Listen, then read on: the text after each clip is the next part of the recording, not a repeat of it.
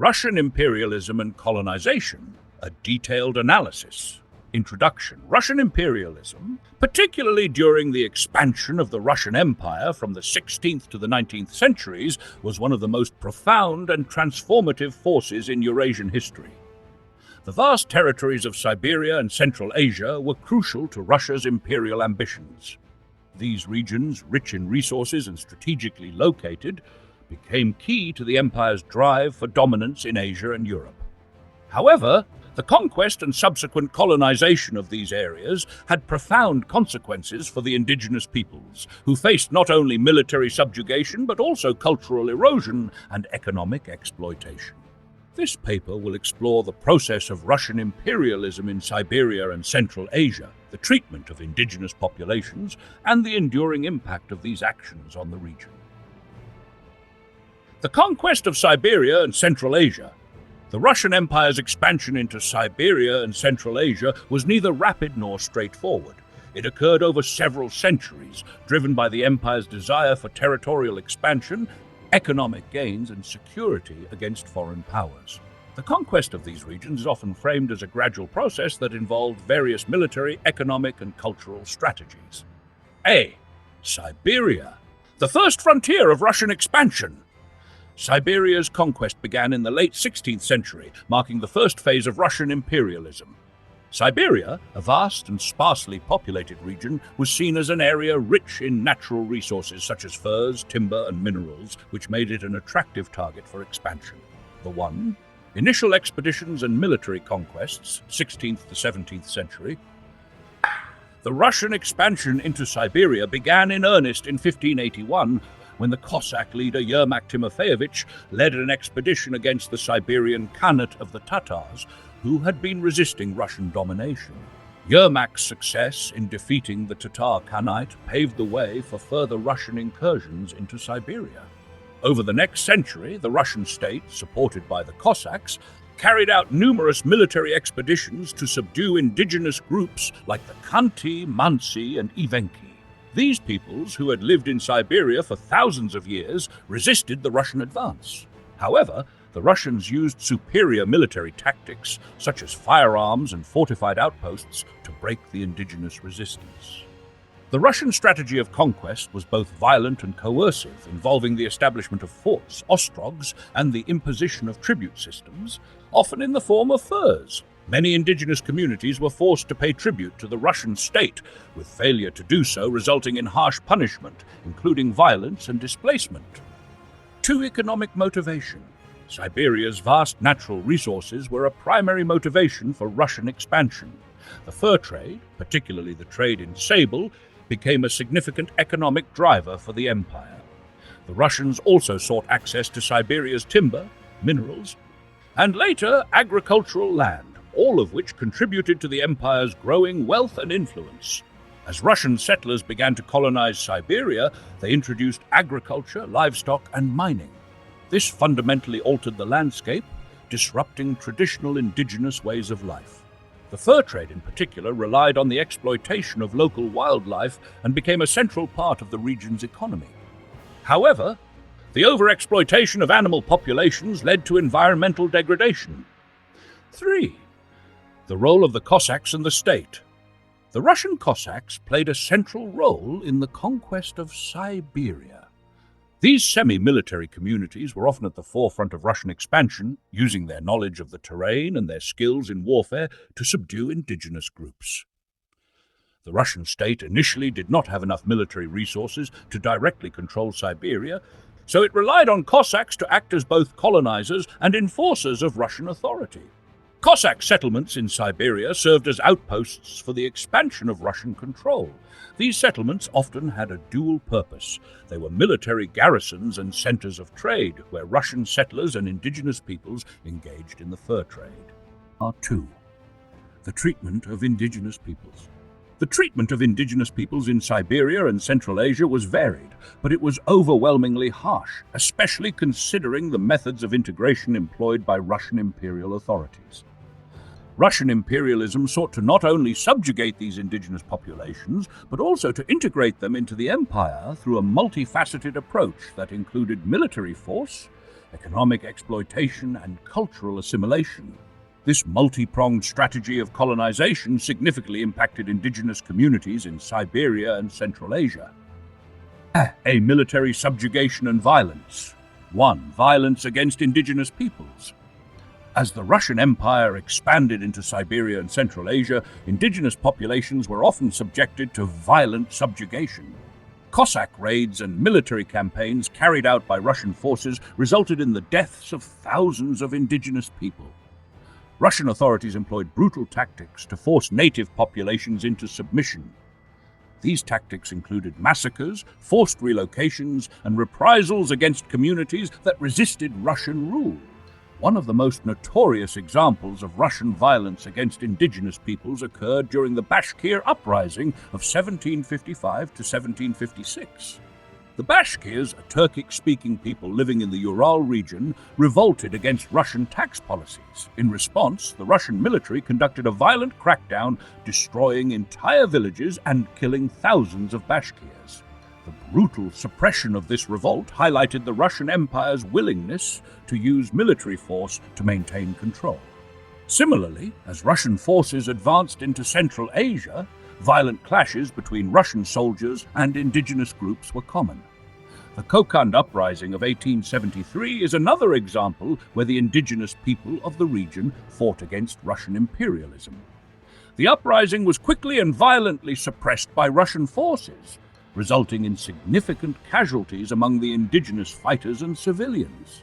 Such uprisings were often suppressed with overwhelming force, and indigenous communities were left to deal with the consequences of their resistance. 2. Military fortifications and settlements. As part of its strategy for maintaining control over Siberia and Central Asia, the Russian Empire established military fortifications known as ostrogs.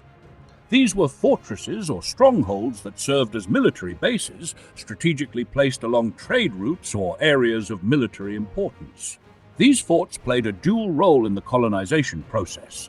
They acted as military hubs for Russian expansion, while also serving as centers for economic and administrative control over the conquered lands. Indigenous peoples were often compelled to adapt to the presence of these military fortifications. Many were coerced into working for the Russian military in various capacities, such as laborers or soldiers. The establishment of these settlements and military outposts disrupted the traditional ways of life for indigenous groups, especially those who relied on nomadic herding or agriculture for survival. The forced introduction of Russian settlements significantly altered the social and economic landscape, leading to a shift away from indigenous economic practices and resulting in considerable hardship. B. Cultural assimilation and Russification. 1. The spread of Russian Orthodoxy and education. One of the central aims of Russian imperialism in Siberia and Central Asia was the promotion of Russian culture, language, and religion, particularly through the Russian Orthodox Church. The Church played a significant role in the colonization process, as missionaries sought to convert indigenous peoples to Christianity. Conversion was often viewed by Russian authorities as a means of civilizing indigenous populations and integrating them into Russian society.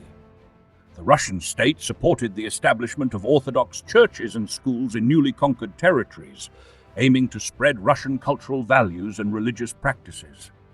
In many cases, indigenous religious practices and beliefs were suppressed, and the local languages spoken by these communities were marginalized in favor of Russian.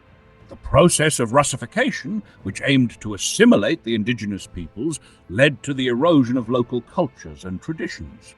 Indigenous peoples, particularly the younger generations, were often educated in Russian schools, adopting Russian customs and practices, further undermining their traditional ways of life.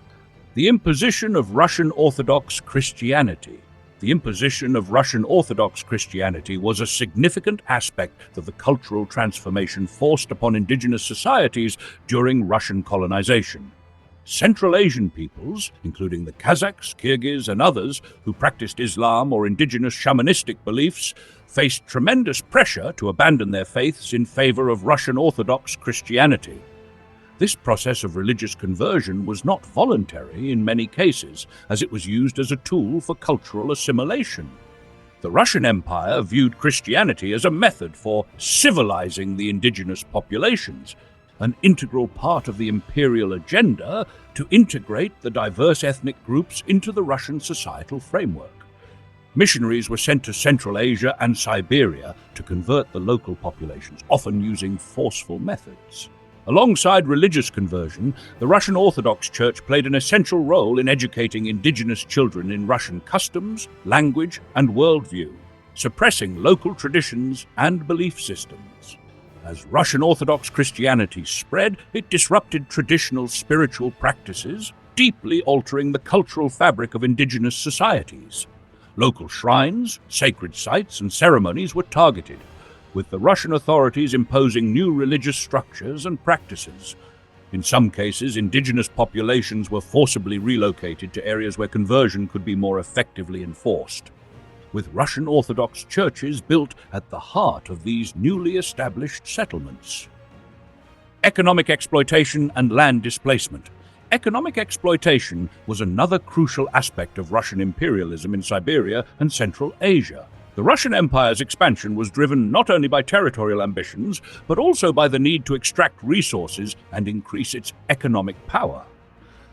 Russian settlers were encouraged to establish themselves in these regions, seizing fertile lands and exploiting natural resources such as fur, minerals, and timber. The fur trade, in particular, played a major role in the Russian economy. Indigenous groups were often coerced into participating in the fur trade to meet imperial demands. The Russian authorities imposed tribute systems where indigenous peoples had to deliver a specific amount of furs as a form of tax. These practices not only created economic dependency, but also led to the depletion of wildlife populations. The forced labor extracted from indigenous communities in the fur trade undermined their traditional economies, leaving many groups struggling to maintain their way of life. The arrival of Russian settlers also led to the appropriation of agricultural and pastoral lands. Indigenous peoples, who had lived on these lands for generations, were displaced as Russian settlers established farms and agricultural enterprises. The impact on indigenous societies was profound, as they were often unable to compete with the settler economy. Their traditional livelihoods, which relied on hunting, fishing, or pastoralism, were rendered unsustainable as the empire introduced new agricultural techniques and technologies that displaced the indigenous way of life. In Central Asia, Russian settlers established control over key agricultural territories, which disrupted local farming practices. The introduction of Russian land policies and the settlement of Russian peasants in Central Asia resulted in the appropriation of fertile land from indigenous communities. This dispossession left many indigenous peoples without access to the land they had depended on for their survival, and over time it became difficult for them to maintain traditional forms of subsistence. See resistance and revolts. 1. Uprisings in Siberia. The resistance of indigenous groups to Russian imperial rule was marked by numerous uprisings throughout Siberia. Indigenous peoples resisted the Russian Empire's demands for tribute, its encroachment on their lands, and its efforts to force cultural assimilation. One of the earliest significant uprisings was the Buryat Rebellion of 1670 to 1671. The Buryats, a Mongolic-speaking ethnic group in Siberia, fought to protect their lands from Russian encroachment. They resisted Russian policies that sought to impose tribute and tax demands, and they sought to maintain their traditional way of life. Despite initial successes, the rebellion was suppressed and many Buryat leaders were executed. Another notable instance of resistance occurred when the Yakuts, a group of indigenous people in the Sakha region, revolted against Russian authorities in the late 17th century. The Yakuts were nomadic and had long resisted centralizing Russian policies. They fought to protect their lands, but the Russian response was brutal. The revolt was crushed, and the Yakuts faced heavy retaliation, including executions and forced relocation. These early uprisings exemplified the indigenous struggle to preserve their autonomy and ways of life against Russian imperialism. The Central Asian Uprising of 1916. The Central Asian Uprising of 1916 stands as one of the most defining acts of resistance against Russian imperial domination in the region. During World War I, the Russian Empire introduced a conscription policy which required indigenous Central Asians to join the Russian military. This move was fiercely resisted as it directly threatened the cultural autonomy, independence, and way of life of the native peoples of Central Asia.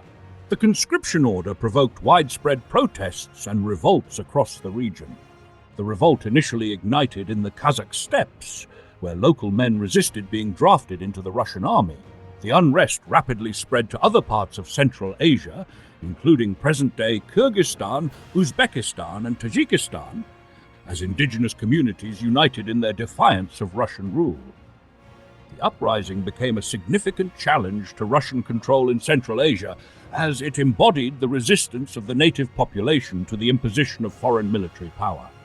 While this 1916 uprising was centered in Central Asia, it also evoked the historical memory of earlier resistance movements, such as the struggle led by Imam Shamil in the Caucasus. Imam Shamil, a prominent leader in the 19th century, had fought against Russian imperialism in the Caucasus region, especially in Dagestan and Chechnya. His leadership and resistance to Russian forces became a symbol of defiance for many Muslims and indigenous groups across the Russian Empire. Imam Shamil's ability to unify diverse groups and lead a prolonged insurgency against Russian control inspired resistance movements well into the 20th century, including those in Central Asia. The Russian Empire's response to the uprising was marked by extreme violence. The Russian military deployed substantial forces to crush the rebellion, resulting in the massacre of thousands of innocent civilians and the forced displacement of entire communities. The brutal suppression left deep emotional and historical scars on the collective memory of Central Asian societies.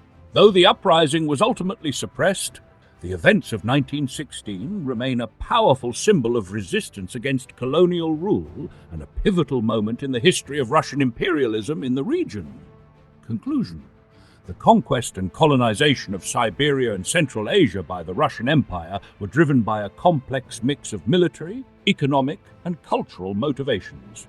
The empire sought to expand its territory, exploit the vast natural resources of these regions, and impose Russian cultural norms upon the indigenous populations.